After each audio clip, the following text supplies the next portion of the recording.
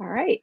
I have You a you feeling we'll ready have some. to Yep, we ready to we'll probably roll? have some folks jumping in with us along the way. So yeah, go ahead, hit it, Sam. Well, you were talking about, things that folks may not know about me. I mean, I mentioned my ties to South Carolina. Um, I've actually, I mean, I just love hearing where everybody is practicing ministry. I have spent time in Bluffton. I've spent time in Cheraw and Sumter just by virtue of family connections. So certainly spent time in Columbia and Charleston. So well, one thing that I would say is I really loved my time in Chicago and in Connecticut, in terms of just getting to live in a different part of the country, having the chance to get a wonderful education. But I'm one of these Southerners who I would much rather be in 95-degree heat with 100% humidity in July. I feel at home in that. It's fun to be on with folks doing ministry in territory that I'm both familiar with and love a lot. So I'm really enjoying the conversation and look forward to having some more dialogue this afternoon. I don't have a PowerPoint. I do have a couple of things I will share. I will have a PowerPoint in the morning. I do find that I like to mix it up a little bit, sometimes use PowerPoint, sometimes have it just be a bit more discussion based. So I wanted to, let me find I'm just going to put this in the chat and let's see. And you can look at it at your leisure. This is from the national capital in Washington. And it's a sculpture of Moses as a lawgiver. And just note the circa 1350 to 2050 BC Hebrew prophet and lawgiver transformed a wandering people into nation, received the 10 Commandments. The fact that this is located in our national capital indicates a number of things, but it indicates the deep connection between our system of jurisprudence and what we find in ancient law codes, most specifically the Bible. It also, to me, indicates the complicated relationship between American political discourse, our political history, and how it relates to Christianity and the Bible in particular. The founders of our country all had extensive experience with the Bible, but interestingly, none of them necessarily believed that it was the unique revelation from God. They were a more mercurial and eclectic lot in that regard. Certainly Franklin Jefferson and some of the others who were responsible for the founding documents really took the Bible very seriously, were people of faith, but they were somewhat eclectic in their faith. But the Bible has stood at the center of our political history and continues to do so. I want to focus, though, on the last 40 years or so, and where we stand today in thinking about the way in which the Bible is invoked in American political discourse. One of the things I have done is, as you can tell, I like to geek out with both politics and theology and the Bible, as you all do as well. I went back and I read every single presidential inaugural address that's ever been given. There's a website, I'll post it either later or tomorrow if you want to look. There's a website that has all of them. And I was struck by the fact that, and I wrote a essay on this that I can share, that for the first 3/4 of the 20th century, the Bible largely disappeared from these inaugural addresses or presidential speeches in general. When you had figures like Roosevelt, Eisenhower, Truman, Kennedy, Johnson, they're not going to make any reference to the Bible. You had a move towards secularization and a sort of, you would have references. They would often speak vaguely of Judeo-Christian values, but they didn't engage the Bible directly, certainly didn't cite it in their speeches. What it came to, and I'm quoting somebody who teaches at Georgetown, Jacques Berliner-Blau, he said it came to represent for an emerging elite was not authority and timeless wisdom, but obscurantism, irrationality, and pre-modern mumbo jumbo. And that was a particular period in American political history that coincided, not coincidentally, with the advent of biblical criticism, where you had scholars, particularly in Germany and the United States, who were beginning to engage in historical readings of the Bible. That has certainly affected Presbyterian tradition. You also had such events as the Scopes trial, which shined the light for many Americans on the follies of trying to do an overly literalistic reading of the Bible. And for those of you who've been Presbyterians for a long time, you know how divisive, for example, the Confession of 67 was.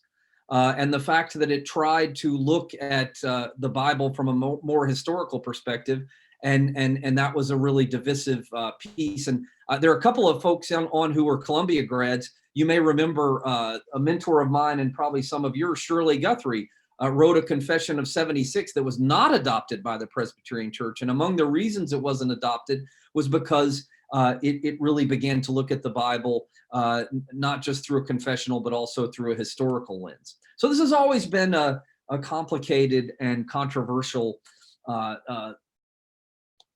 sort of thing to talk about when we think about the Bible in American public life. Things really shifted, though, in the late 60s. Primarily two developments. There were several developments, but one was the civil rights movement.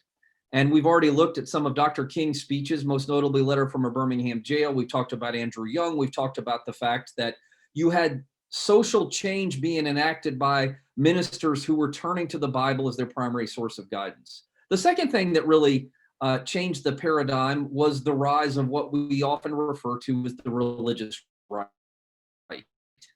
The elevation in conservative theological circles of figures like Jerry Falwell, Pat Robertson, but even more important, yes, I'm teaching a class on the Bible and American politics at Union, and one of the things we did yesterday is we went and watched some of the early speeches of Billy Graham, and don't underestimate his significance in that development.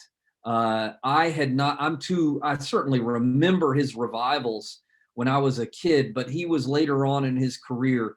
Watching some of them in the 50s and 60s, I was struck by what an electric preacher and speaker he was. So all these things really played a big role. Now, that's sort of historical background. Now I want to sort of talk about how the Bible is invoked. Anybody have any questions or comments on that? I'm doing very sweeping. I'm doing a very sweeping generalizing survey to try to bring us to where we are today. But I guess my point is that really since 1980, 76 and 80, both the Carter and the Reagan presidencies, if you begin to look at inaugural speeches, if you begin to look at political discourse, the Bible sees a renaissance. It begins to enter into our political discourse in a way that it had not prior. There's complex reasons for why this is the case, but it certainly did, and continues to today in interesting ways. I'm going to have more to say about that for the rest of our time. Anybody want to offer any questions or commentary so far? Okay. Now, I want to talk about the ways in which the Bible is invoked today, and how in political discourse, how and tomorrow we'll talk a little bit today about how we might invoke the Bible in the public square, or engage the Bible in the public square. But I want to be descriptive for a few minutes, and then we can have some conversation. There's a fundamental premise I want to start with. When, as a biblical scholar, and for you as pastors, if you see a biblical verse, I would venture to say we find a question. We ask a question. If I open the Bible and I see Genesis 1 and Genesis 2 and 3, the first thing I'm going to say is, whoa, we seem to have two creation accounts here. Why is that the case? Why is it in one of the creation accounts in Genesis 1, there seems to be more equality between the genders, between male and female? In Genesis 2 and 3, there seems to be less equality. Why is it in one creation account, humanity seems to be elevated above the rest of creation, and in another, they're sinful creatures who are relegated and punished to a life of drudgerous farming and pain and childbirth? My immediate response is to know what's going on there. Why do we have two sources? If you're preaching a difficult passage, you're going to come to it with a set of questions. It's not to say that you won't seek discernment, you won't seek to convey things, but when we as professionals, I don't like the word professional, but as seasoned interpreters of the text, come upon a biblical verse, we find a question. Is that fair to say? When a politician, regardless of his or her political persuasions, finds a verse, they want to find an answer. They want to use the verse to provide an answer, whether it be usually it's to illustrate something or to talk about something in the context of a speech. Sometimes it's to talk about policy implications or to offer what in their judgment is an undeniable truth. So the Bible in that regard is not cited so much as it is physically brandished. It's brandished as something, okay, this is going to contain a point I'm about to make. And we've seen the fact that the Bible, I'll post it in a minute. A few years back, there was a question at a Republican presidential debate where a guy comes out and we're not going to take time to watch it because we don't have much time this afternoon, but this was in 2012. And he held up the King James Bible and he said, do you believe every word of this book and this book alone? And it was really interesting to see how all the candidates responded to it. So I'll post that in a minute and you can just take a look at it at your leisure. You all will remember the stunt this summer in front of in Washington, D.C., where the president physically brandished a weapon after dispersing peaceful protesters and holding up the Bible as a weapon. So it is often brandished more than it is studied. Martin Marty, the great religious historian of our American context, has called the Bible America's visceral iconic book. America's visceral iconic book. It's an object of adoration often more than it is an object of study. I'm quoting Berliner Blau now when I say that whether the politician who's citing the Bible is a Democrat or Republican, liberal or conservative, Jew or Gentile, we must never make the mistake of assuming that their invocation of the Bible is not motivated by political expediency. In other words, whenever the Bible is cited in American political rhetoric, it is always done in the service of political expediency. That expediency may be in the service of a cause or an issue that is important to the person offering the speech, which may be quite laudable. It may be quite appropriate to cite the Bible in that regard. But when it is invoked, it is always done so in the interest of political expediency to make a particular point. Okay.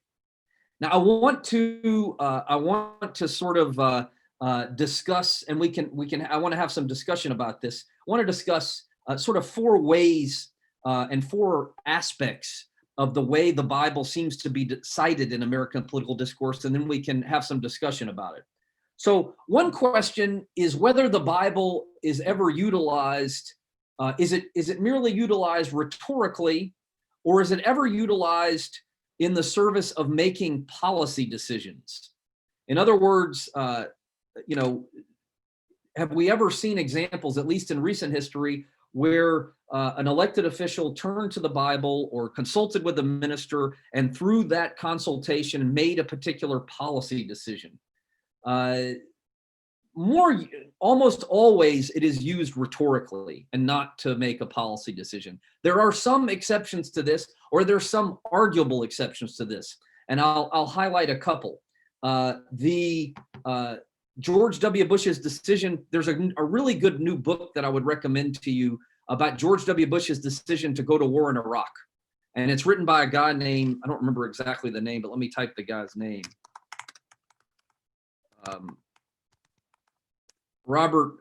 Draper. And one of the things he talks about is the extent to which theological conviction and consultation with the Bible may have played an influence. He ultimately concludes that although former President George W. Bush had very sincere and deep-held religious beliefs, this was somewhat tangential to his decision to go to a war in Iraq, and I think that's right. Another place we might turn in this regard was the decision to move the embassy, the United States Embassy, from Tel Aviv to Jerusalem. I was leading a group of union students. We have a 3-week trip to the Middle East in 2 years ago, in 2018. And we saw Ivanka Trump and Jared Kushner getting out of their security vans at the King David Hotel. We weren't staying there, just driving by as we were headed to the airport on the day before the embassy got moved. One could argue not so much for the president, but that for some of his followers, especially Christian fundamentalists, that their reading of Revelation and their reading that an undivided capital of Jerusalem, of Israel and Jerusalem, has to exist, really was at the heart of that decision to move the capital to Jerusalem. We can talk about that if you want. That's known, this is a big word, that's known as premillennial dispensationalism. That relates to sort of apocalyptic worldview that Presbyterians don't tend to have. But I do believe that Scripture played a role in that decision. Another place we might look to is some of the vocal opposition among President Bush to doing any type of stem cell research that involves live embryos. It seems that a particular reading of Scripture may have influenced that decision, especially as he consulted with some of his Catholic members of his administration. Those are exceptions, though. For the most part, the Bible is invoked more often in the service of rhetoric, and is done. That is often done effectively, has been done effectively in speeches, especially in the last 30 to 40 years. One of the things we want to pay attention to also is the fact that this is an important point too, is that for us as Presbyterians, we are more of a sola scriptura tradition. A priest, our book of order, our book of confessions turns to the Bible as the template for what we should use to learn and grow closer to God. But within Catholic and Jewish tradition, there are centuries of interpretation of church doctrine, of Jewish tradition that are every bit as important to their understanding of what it means to be people of faith as the Bible. And so oftentimes you will see elected officials or those clergy in those traditions engage Jewish or Catholic tradition or Orthodox tradition as opposed to the Bible. So we want to pay attention. Oftentimes the media or we ourselves tend to conflate that and realize that they're really more like when Pope Francis was speaking this week about various things. He was engaging Catholic tradition more than he was the Bible when he was talking about same-sex marriage or any number, when he's talked about climate change or any number of things in which he has quite bravely spoken out. Okay, that's number two. So usually we need to pay attention to whether the person, whether a politician or clergy, is talking about biblical specific biblical passages or dealing with larger church tradition.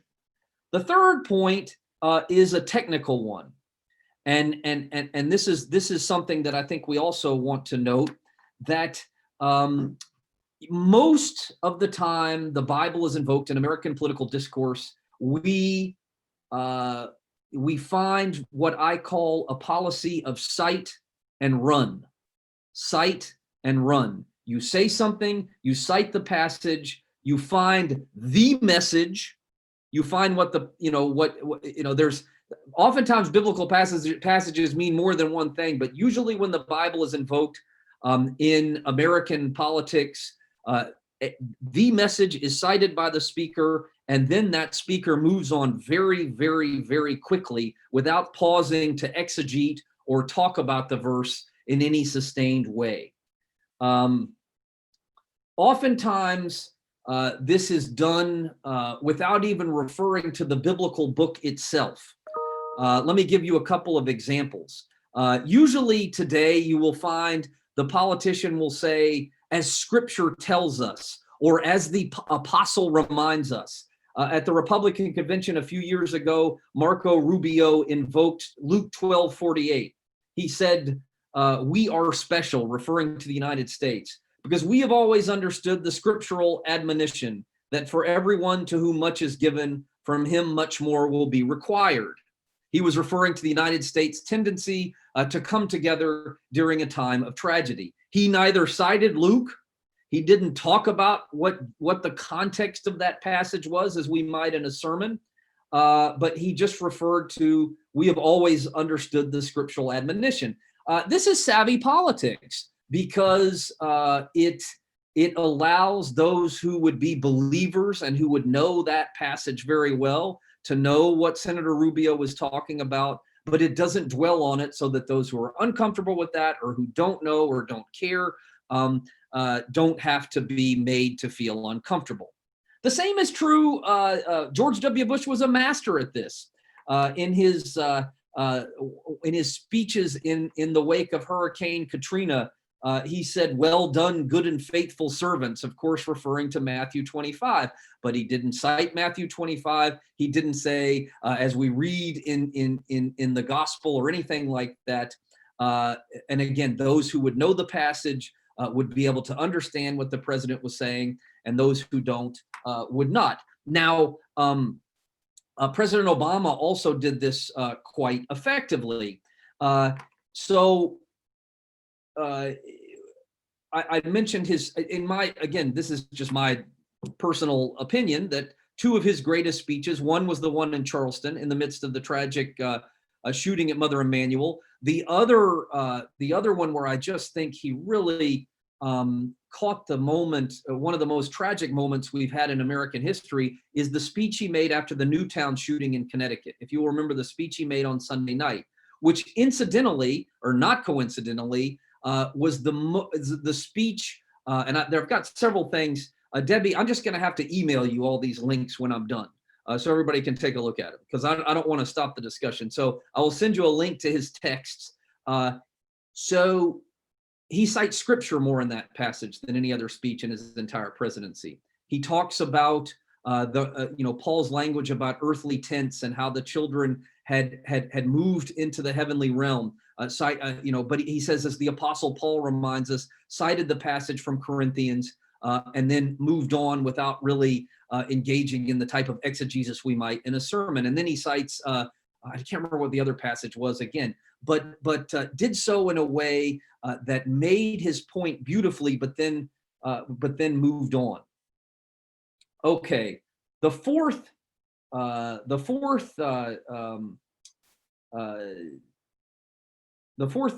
guess, point is related to the third, and that is the person cites and runs, but good public officials, good politicians, and good public figures know how to use the Bible effectively. I've mentioned President Obama. I mentioned George W. Bush. I would argue, and this may be a somewhat controversial statement, but it was very interesting. I did a talk at UVA a few days after the election about the role of religion, theology, and the Bible in the election that Trump won. And my argument was that the biggest mistake Secretary Hillary Clinton made in her race was that she didn't talk about her faith at all.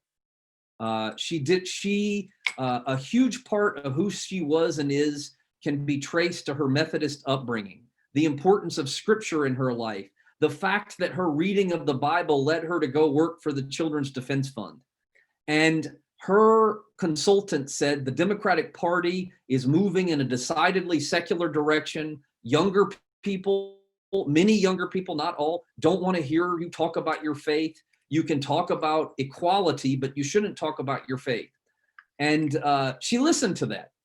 And if you go, and again, another link I need to send to you, Debbie, if you go and watch her concession speech, which in my personal judgment was the most effective speech she gave the entire campaign, she cites scripture about 5 times in a genuine, meaningful, authentic way. And I think had she done that during the campaign, she would have seemed both more authentic and would have appealed to people who appreciated that about her and didn't understand why she felt the need to ignore it during the campaign. So effective usage, I think, is important and has become even more important in the last few decades.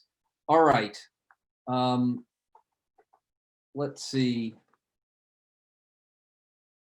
Let me stop there for a minute and let's have. As I said, I like to speak in shorter sort of mini lectures because I find, especially after lunch, after you've had a big meal, that I will lose you if I keep lecturing and lecturing and lecturing. So let's have some conversation. This is certainly I think an interesting, but also all these are debatable points. So please come at me with rebuttals or follow-ups or things you want to add to what I've said so far. And also feel free to type in the chat if you're just forming your thoughts. I think it's interesting, Sam, that a lot of the references that we see in political speech they're also just cultural references. So you may not know where well done, good and faithful servants is in the Bible, but even if you're culturally Christian or even not even culturally Christian, you will know that line is somewhere in the Bible, or there's also, of course, the lines that people think are in the Bible. God helps those who help themselves, that aren't actually in the Bible. So, but I do think there's some of it that's just like in the water. Absolutely. I think that's a really good point. Yeah, there are some sayings or lines that people have a familiarity with, and they know that it's religious and related to faith. But yeah, it's sort of part of our cultural vocabulary. And for that reason, we were talking about speechwriters this morning. Political speechwriters across the spectrum have decided, because of the point Jen is making, that it's neither necessary nor desirable for them to really contextualize that, because most people don't care, and those who do care already know. And again, it gets back to my comment that you want to cite and run, because if you dwell on it too long, you have to get into the weeds, and they don't want to do that. Now, there's some notable exceptions to this. I will give certainly some on the right, would include pastors who have risen to prominence, people like Mike Huckabee, but also on the more on the center left. My senator, one of our senators in Virginia, Tim Kaine, is really interested in engaging at a deeper level. The day after he was nominated to be vice president, some of you may remember, it was one of his better speeches, I thought. He talked about our moment of fracture and polarization and uncertainty in American life, and he engaged the book of Job for about 10 minutes in a speech to African American pastors from all over the country, and I thought it was both effective and detailed. So there are exceptions to this. But usually, to Jen's point, folks don't like to go into the weeds. You've got some good questions in the chat box. Yeah, some good questions and comments. The failure of the church to adopt the Declaration of Faith was a missed opportunity. I totally agree. There are complicated reasons for this, but as is often the case, sometimes those who are thinking about these things are 10 to 20 to 30 years ahead of where the church is, and therefore it doesn't get passed, and we don't come back around to it. I think if Dr. Guthrie's confession were presented today, or even 20 years later, I want to say it was 76, it would have probably been passed, but it wasn't at the time. Do you think it's safer to cite scripture in times of crisis like Obama's speeches, in the sense that it may be less likely to create conflict? Absolutely. Absolutely. It's both safer and expected. That's a really, really good point. It's less, if you're just citing it in a speech about something that is a sort of everyday policy debate, it becomes more problematic in many cases. But when you were trying to console a grieving nation, as President Obama was after those two shooting massacres, in the midst of a tragic situation, such as in the wake of 9/11 or something like that, it's safer and can be more effective to do so. But it's also, the other place I do see it is in inaugural addresses, when the president is trying to create a vision of looking forward. But even there, it's done quite briefly and without much explanation.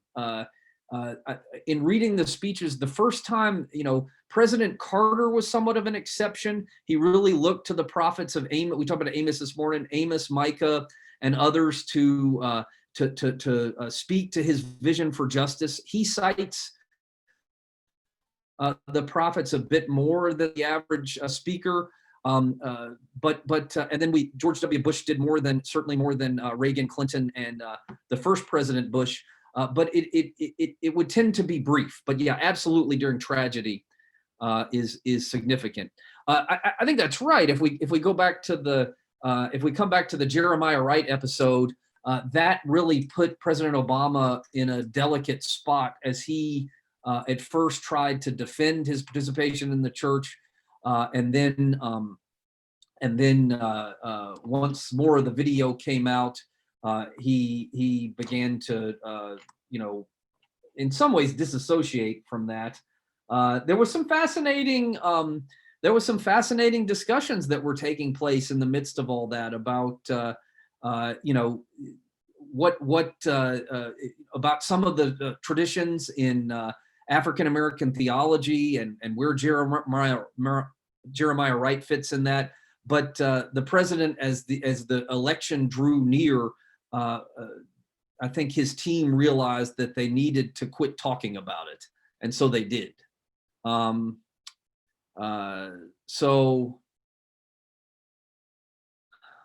Yeah, and so Jen's point is also well taken, that one of the reasons he quit talking about it is because people kept saying that, he wasn't even a Christian. And liberation versus conservative fundamentalist theology. And all those are really good points. We do find moments where religion seeps into the national conversation. I don't mind sharing, and Jen, I've got to make a list now. I mean, not Jen, Debbie, it's another thing. I wrote a CNN op-ed on, the Trump's Twitter feed that began to speak of the fact that he was claiming that Biden was going to destroy the Bible and destroy God. So I'm sending, and I just talked about that in how the Bible is invoked. So I'm going to send you the Cain speech, the Clinton speech, Hillary Clinton speech, CNN, and then one other thing. What was the other thing? Website where all the presidential inaugurational speeches. Oh, the inauguration things. Yeah.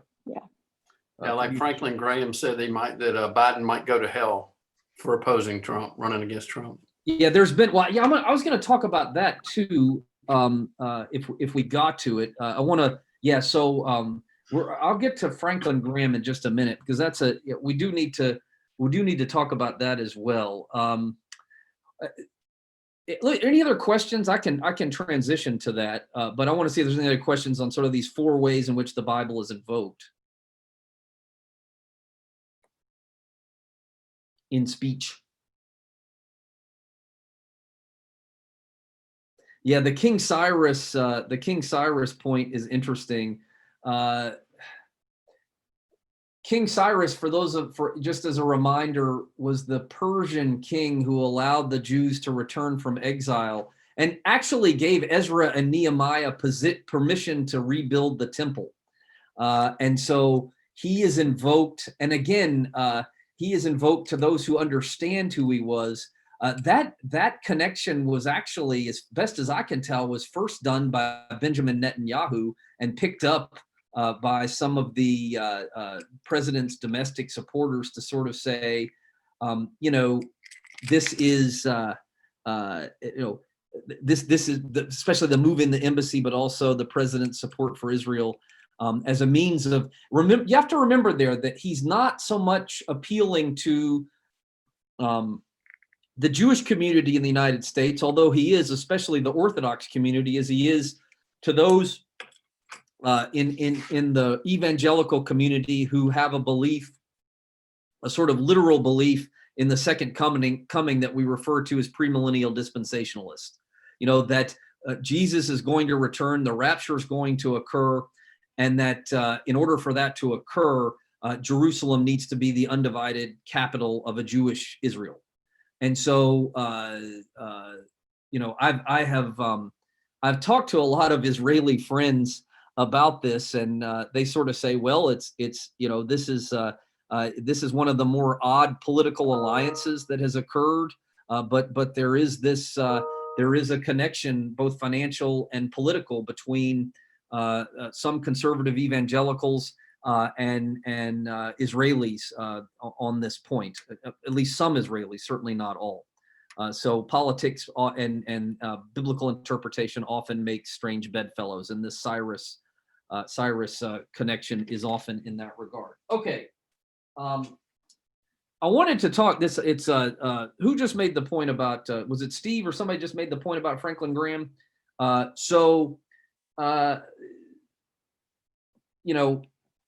One of the things that we want to note as we observe what happens in the public square is that oftentimes things fly under the radar. And I don't know this election cycle, to what extent this will happen or is happening. But in 2016, there was this thing called the Decision 2016 Tour, in which Franklin Graham led rallies in dozens of cities, including at the state capitol in Richmond in mid-October, just a few weeks before the election. And it was attended by 5,000 persons. And it was on the front page of the paper, but I didn't really think much of it at the time. I said, well, they're having a big rally. These happen all the time. But Reverend Graham stood up and said, the rally occurred right after that tape was uncovered of Trump making those vulgar comments on the bus about women. But Graham said, this is not about some videotape, it's about the Supreme Court. And we can see the more things change, the more they stay the same. Again, we have a Supreme Court justice who was sworn in last night. So he mentioned same-sex marriage as being anti-biblical, and then explained that this event, the Decision 2016 Tour, came with the blessing of Billy Graham. He also cited his displeasure that 20 to 30 million evangelicals, white evangelicals, did not vote for Romney in 2012 because they stayed home. Now, again, this flew under the radar, but such efforts ended up being far more consequential than the star-studded rallies that happened at the end of the Democratic campaign. And as we engage this, one name we haven't brought up as we think about the political context is the name of Mike Pence. He has been very instrumental in shoring up support, and in doing one other thing I haven't talked about is the way in which in political rhetoric American patriotism is often merged with the Bible. In Pence's speech at the Republican convention, he cribbed language from the Epistle to the Hebrews and said, "Let us fix our eyes on old glory, rather than let's fix our eyes on Jesus Christ." And again, because the news and the tragedy surrounding COVID is coming so fast and so furious, the lifespan of that story for anybody other than religious pastoral Bible geeks like us was about 12 hours. But he was, I think, one of the more savvy picks in recent decades in terms of his ability to shore up evangelical support. We have, there's been some really interesting, again, you may pay attention to this as well, but Olivia mentioned King Cyrus. President Trump has also been likened to David, to King David, a great deal. Jerry Falwell Jr., before his fall from grace, said, "God called King David a man after God's own heart, even though he was an adulterer and a murderer." You have to choose a leader that would make the best king or president, and not necessarily someone who would be a good pastor. We're not voting for pastor in chief. So there was a likening of President candidate Trump to King David.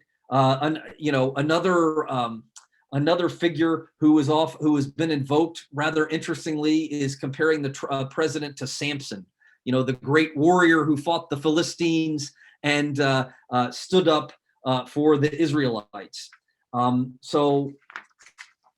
Interesting biblical comparisons.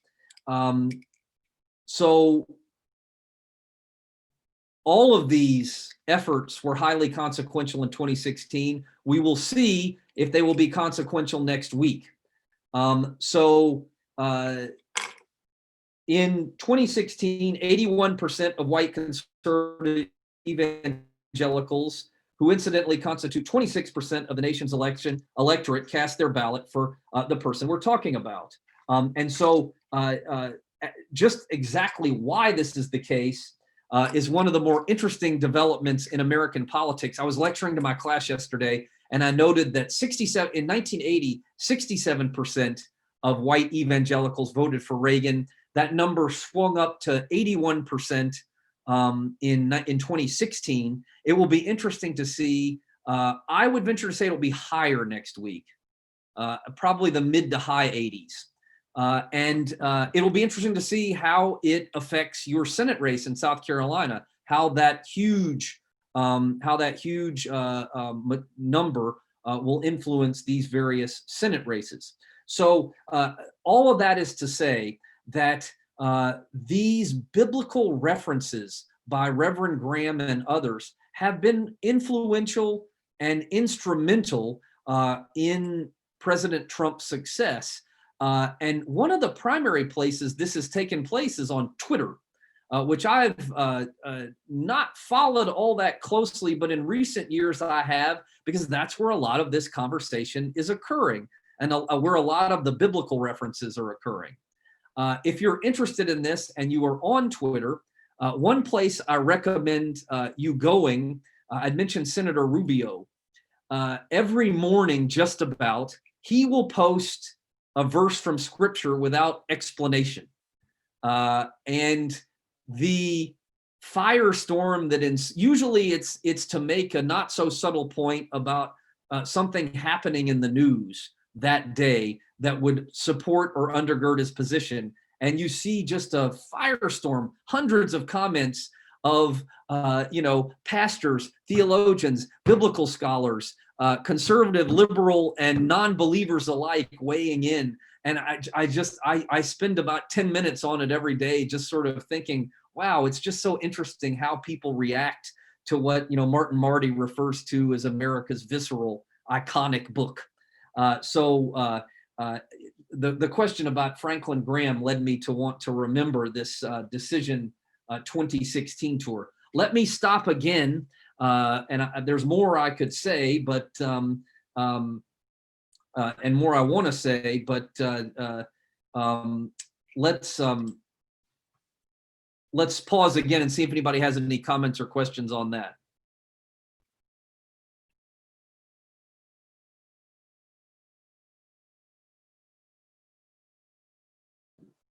I was watching the Good. about red letter Christians recently.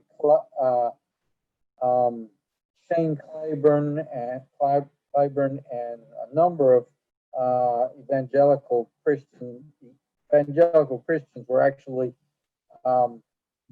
making some different movements, and I've seen several different movements. So I'm very curious to see how that impacts, if at all, the election. There are people who are raising serious questions about the president in relation to Christianity, and I'll be curious to see how that affects the election at all. Yeah, I will too. Absolutely. But I want to say that there hasn't been, I mean, you mentioned Congressman Clyburn. I haven't really seen movement. And one of the things I talk about in the editorial I will send, which is a really interesting point relevant to our topic. Darn it, I want all of us as Christians to reclaim the term evangelical. I consider myself an evangelical. It comes from the Greek meaning euangelizo, to tell or announce good news. I mean, the angel Gabriel uses that verb and says, I'm telling of the good news of Jesus Christ. To be an evangelical, I mean, the four gospel writers are known as evangelists. They're proclaiming the good news. And we have allowed the media to, and those who, when I say we, some of us as Christians have allowed a particular segment of the populace and the electorate to claim the term evangelical for themselves. And I think that's a really unfortunate development in American Christianity. And it's going to take some time to undo it. So I have, and you know, so here are my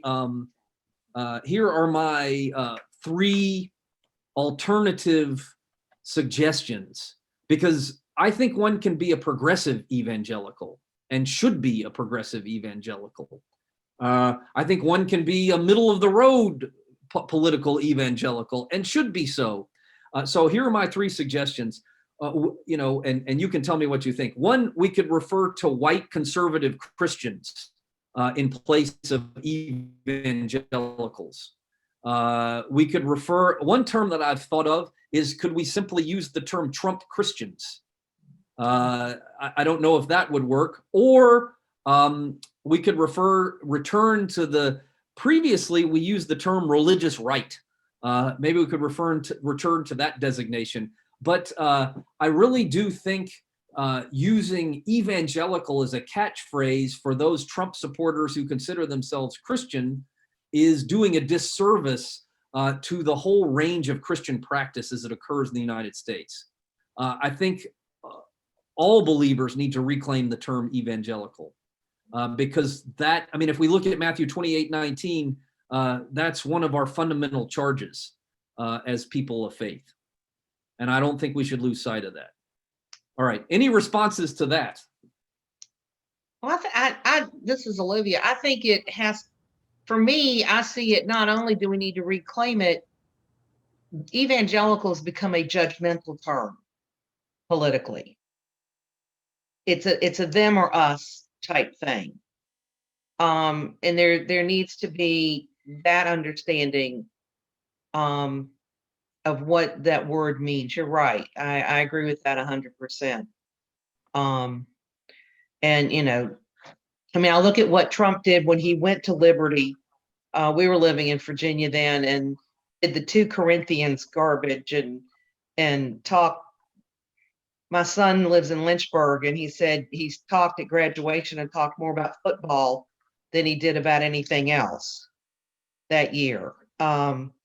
He doesn't know the language. His speechwriters might, but he doesn't know the language. And they still, and nobody still seems to say that's wrong. It's okay. And no, that's right. I totally agree. It is one of the more, it's in that regard, it's one of the more fascinating political alliances of our lifetime, I would say. Mm-hmm. I'm wondering about Christian fundamentalists as a term. I mean, it's not different than sort of white evangelical Christians or even white Christian fundamentalists. But I completely concur. I mean, we've in ways that I would say that progressive Christians have been fighting back for at least the last 16 years. I mean, the Faith in Public Life was born out of a group of progressive people of faith gathering together, licking their wounds after the 2004 election.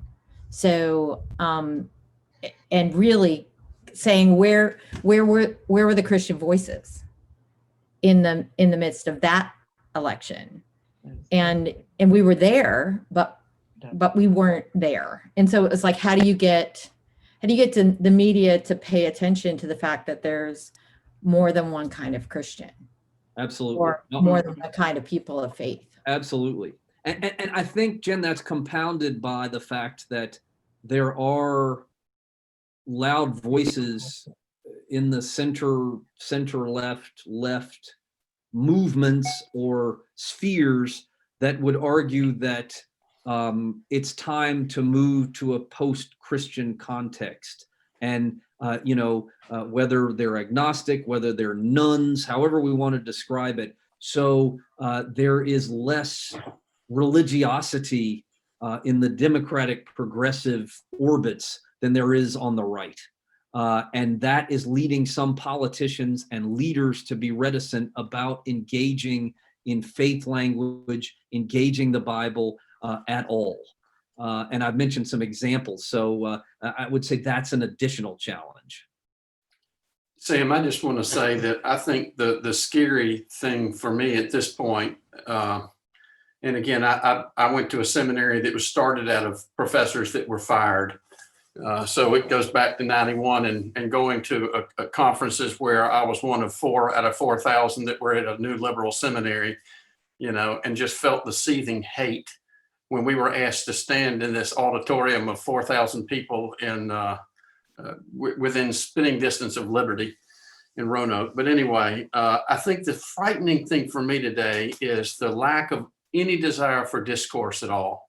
And it's anything and anybody that I disagree with, we need to shut them down. And the horror of fake news is anything that is challenging, anything that would raise questions is fake, and we don't want to have any conversation at all. So I'm hearing more and more people say, well, ignorance is bliss. And I just want to pull my hair out, and the people who we need to get involved in civil discourse don't want to have anything to do with it. That's a really good point. And it was one of the things I wanted to close with as we look toward tomorrow. Certainly we have a few more minutes for further discussion, but I want to make one of my closing points because it dovetails with something Steve just said. As we look for common ground, that's much harder to do today. If you pull out, most of us aren't carrying so much cash around anymore because no place will take cash, and we're not going anywhere anyway. But we know one of our mottos is e pluribus unum, which means out of many, one. So with all of our diverse perspectives, we are still one nation, one people. Because we don't necessarily share the same premises and the same starting points, or even the same set of facts, that's becoming more difficult to achieve, to accomplish. We could point to aspects of COVID in that regard, but let's take a divisive example of same-sex marriage. To one side, performing such weddings or asking a baker to say you have to bake a cake for this same-sex couple that comes into your bakery. To one side, that request, that move mars, corrupts the moral fabric of the nation. To another side, denial of the love between two people of their desire to spend their lives together, of of saying to the baker, well, you have to serve others with whom you might disagree. Suck it up, buttercup, and make it. You decided to be a baker, bake a cake for these people. So the fact that we can't start in many cases, in many divisive issues, with the same premises makes it very difficult to arrive at the out of many one premise upon which our country is supposedly founded. And that spills over also into the religious, sphere. We only need to look at the splits within our Presbyterian family to know that, sometimes disagreement is so profound that splinter denominations form because it appears to one side that they're never going to come to enough common ground with another to stay within the fold. And we've seen lots of that, or not a lot. We've seen a good bit of that over the last 50 years. So yeah, I think that's exactly right. All right. Well, I just want to say the silence. I mean, I understand it, having been, of course, a pastor for, 15, 17 years, and now a presbytery leader for the last 5 years almost. But the silence is disappointing. It fills me with anger and frustration on the part of progressive evangelicals, if you will. And I know because just recently I counseled the chair of a personnel committee that was having a meeting last night to talk about the pastor saying in the last few months several times Black Lives Matter in sermons. And us talking about that and talking about who we are as Christians, who we are as Presbyterians, our heritage and all. And this is a pastor, fortunately, that is well-loved and is a pastor, so they love her and they're listening to her. And the one that I'm talking about saying, I don't see a problem with this. I'm wrestling with it. But this one person is angry because he feels like he's being called a racist. And so helping her and helping this chair of personnel committee kind of navigate those waters. And fortunately, I got a text late last night that said all is well. The person heard and loves the pastor and is moving on. And but one of the things that the Jones's book, White Too Long, one of the things that just is so incredibly anger filling is that, hey, if the KKK wants to recruit people, the place they go on Sunday morning is not Starbucks or the park. The most fruitful place for them to go to recruit for the KKK statistically, and Jones loves statistics, is the church parking lot on Sunday morning. White evangelicals, it's like 70-some%. Roman Catholics, it's 60-some%. Mainline white Protestants, it's 50-some% on this survey that you do that Jones uses to say whether they would be open to, white supremacist ideas and KKK ideas. And so, I came away reading that book and wondering if I should be thanking God that I didn't read this book before I became a Christian, because I wouldn't want to have anything to do with those Christians. All excellent points, and appreciate that. One of the I was really struck by when you were talking about the parishioner, the precariousness of the moment in which we find ourselves, and that your concern, which is very justified, that it could have gone any number of directions, and all might not have been well if he had gotten offended to the point and stirred up trouble in the congregation. It really could have gone off the rails. So we got to stop in just a moment. And I know folks need to get on with their day. I want to sort of set up what we're going to do tomorrow. And one of you all are here, and you're here because you're interested in the topic and because you care about your churches and your presbyteries, but you also understand the fallacy of making the assertion that's often made, and that is that politics doesn't belong in the church. That politics and church don't mix. Oftentimes, I will hear that after I've preached or after I've done an adult ed or in other contexts. And what that usually means from the person is, I don't agree with what you just said. I don't like it. It challenged me in ways that were uncomfortable, and I wish you hadn't talked about it. That's usually what is meant. I guess, perhaps I'm stating the obvious, but the Bible is an inherently political document. It is written over several hundred years. It speaks to social inequality, to wealth and poverty concerns.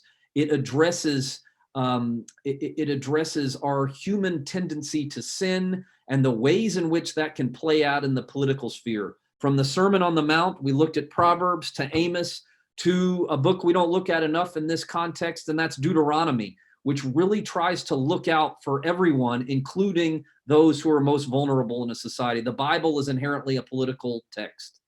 So that is not an argument that we can reasonably make.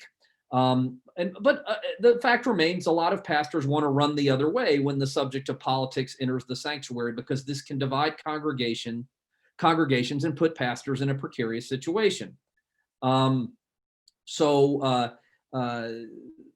Speaking truth about contemporary political issues has to become a calling for those in ministry, I would argue. The church is one of the few places where we can have genuine dialogue and still remain charitable towards brothers and sisters with whom we disagree. Fostering this kind of dialogue requires some big changes in how we view worship, communication, and its aftermath, and their aftermath. A pastor who's poised to speak from the heart about challenging political issues must be open to dissent and disagreement. There need to be structured ways for churches to hear contrary points of view and presbyteries to hear contrary points of view, and to encourage those who have different perspectives to speak out. And these forums, opportunities, need to be places of dialogue and discussion. One of the things I want to do tomorrow is to talk about how I think we can do that. And both in person, after worship, during worship, evening forums, public square forums. But the reality is, a lot of this conversation is also happening on social media, especially during the pandemic. And we as people of faith have to think about how to engage in vibrant interchange about public square issues in the context of ministry and in the context of doing church. Because if we don't do that, we're going to slide into irrelevancy. So tomorrow I want to talk about, how we go about this. I've tried to be more descriptive today. Well, this morning we talked about sort of two visions, prophetic, Proverbs, and then this afternoon we talked about political, what sort of happens in the political realm, sort of descriptive enterprise. Tomorrow I want it to be more prescriptive as we think about how we might engage online and in person as people of faith. That both respects disagreement, but also respects disagreements within congregations, but also speaks to the truth of the gospel as we read it. So that's where we're headed. Debbie, anybody have any last comments or questions before we break today? I hope, sometimes I joke, I hope I've said something to offend everybody, so that way I've ended up offending nobody. Usually that means we've had really good discussion. Thank you so much for the, tomorrow as well, please fill up the chat. As you think of stuff, type it in there, because we will come to it, and it can lead to, sometimes we'll leave something, and then if we don't circle back around to it. So if I say something you want to pick up on, please use the chat function. So tomorrow, Debbie, what time are we kicking off at the same time at 8:45? Yes, please feel free to log in between 8:30 and 8:40, and we'll have a 8:45 morning prayer. Presley Cox is going to lead us tomorrow morning before you close us out with this great, engaging presentation. Thank you. Awesome. And for anybody who wants to stick around tomorrow, we can have some more informal conversation. Happily stick around till everybody's done. So we will look forward to reconvening tomorrow. I hope everybody has a blessed evening, and please stay safe. Thank you, Thank Sam. you. Thank you, folks. Bye.